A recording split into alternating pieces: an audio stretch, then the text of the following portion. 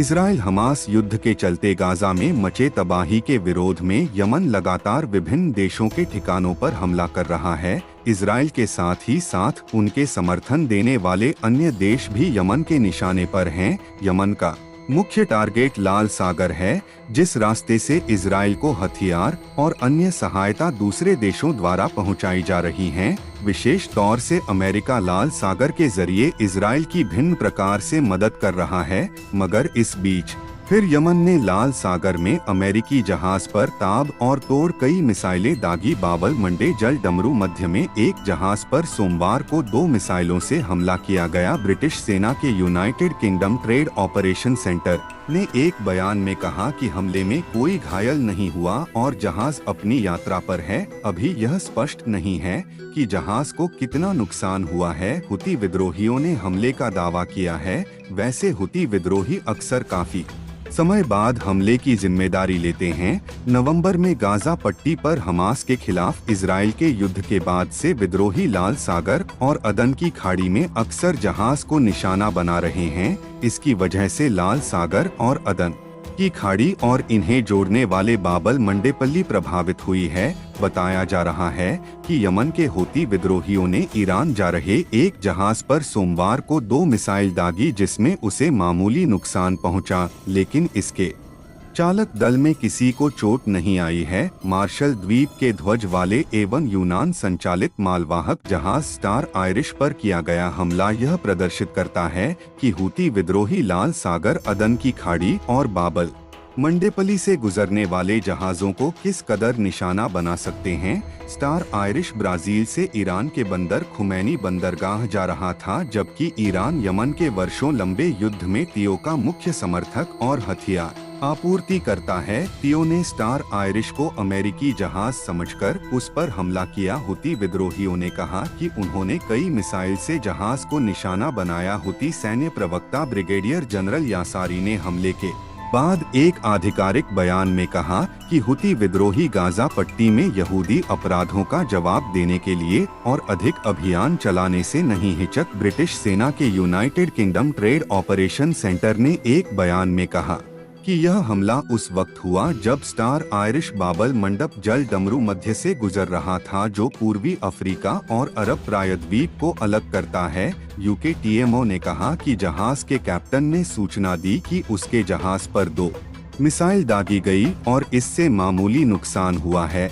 जहाज और चालक दल सुरक्षित है। खबर है कि यह हमला यमन ने बदले की आग में किया है। बता दें कि संयुक्त राज्य अमेरिका और ब्रिटेन की ओर से की गई एयर स्ट्राइक में 17 हुती लड़ाके मारे गए थे। यमन की राजधानी सना में हुए अंतिम संस्कार के बाद यमन विद्रोही समूह ने ही मीडिया के जरिए बताया कि संयुक्त राज्य अमेरिका और ब्रिटिश हमलों में 17 हुती लड़ाकों की मौत हुई है। हुती आधिकारिक मीडिया ने बताया कि अमेरिकी ब्रिटिश बमबारी के बाद शहीद हुए हुती लड़ाकों को सना में दफनाया गया। इसके अलावा हुती मीडिया ने यह भी बताया कि मरने वालों की सूची जल्द ही जारी की जाएगी। इस मौके पर हजारों की तादाद में यमनी लोग अंतिम संस्कार में और फिलिस्तीन के समर्थन में शामिल हुए, जबकि अमेरिका और इजराइल के विरोध में नारे लगाए हमलों में मारे गए हुती लड़ाकों के अंतिम संस्कार के लिए शनिवार को सना की अलशा मस्जिद में बड़ी तादाद में फिलिस्तीनी समर्थक इकट्ठा हुए। अंतिम संस्कार में आने वाले लोगों में से एक अबू मोहताज गालिब ने बताया कि यहां आए हुए सभी लोग गाज पर हुती के स्टैंड पर मजबूती से खड़े हैं।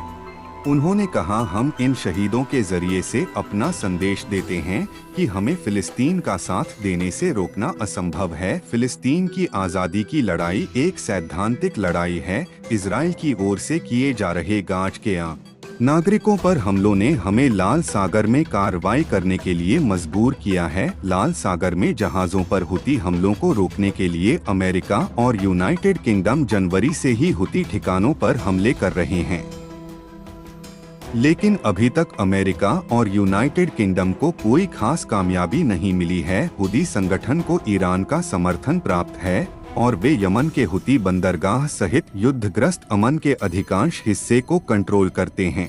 बता दें कि गाज में हो रहे इजराइल के हमलों के जवाब में हुती इजराइल से जुड़े जहाज़ों को निशाना बना रहे हैं। अमेरिकी सेना के मुताबिक उन्होंने हुती के कई मिसाइल लॉन्चर्स को निशाना बनाया है, जिनका इस्तेमाल लाल सागर में जहाज़ों और अमेरिकी युद्ध बोधों के खिलाफ लॉन्च करने के लिए किया जाना है। हुती विद्रोही अपने मिसाइल अड्डों और ड्रोन लॉन्चिंग साइट पर अमेरिका के नेतृत्व वाले हवाई हमलों से निडर दिख रहे हैं।